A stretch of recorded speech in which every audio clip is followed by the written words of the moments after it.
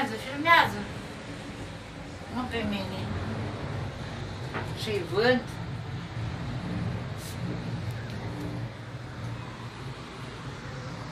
Ține acolo, ține acolo, ține așa.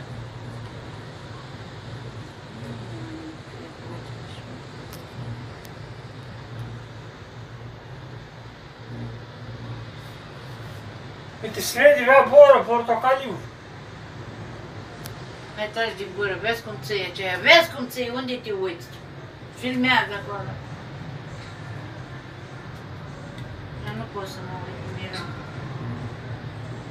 Aici m-am băgat eu nouă. Când erai mic? Ce era? Vaporul portocaliu? Mi-e frică. Ți-e frică? E, pizda, măi.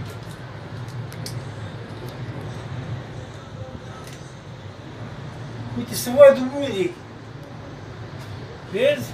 Unii. Taci că se înregistrează. Ia și fac gaurică. Hai, gata, închide.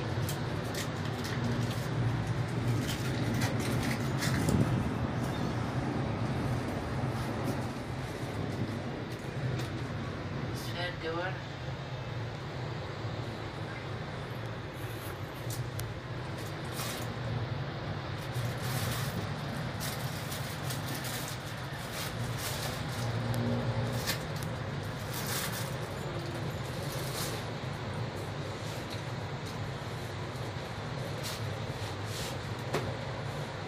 De acolo ne dăm jos și am plecat?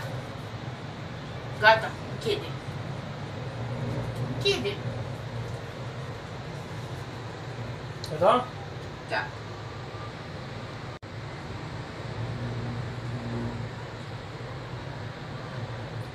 Mă uit în sus.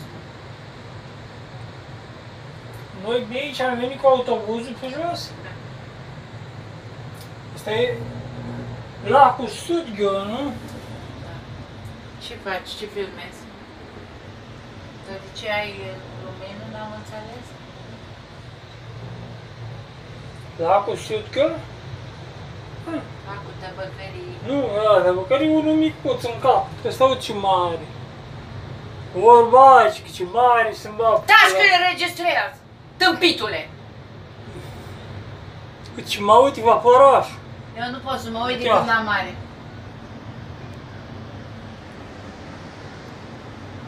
Mai gata, gata, gata, că mi-e rău.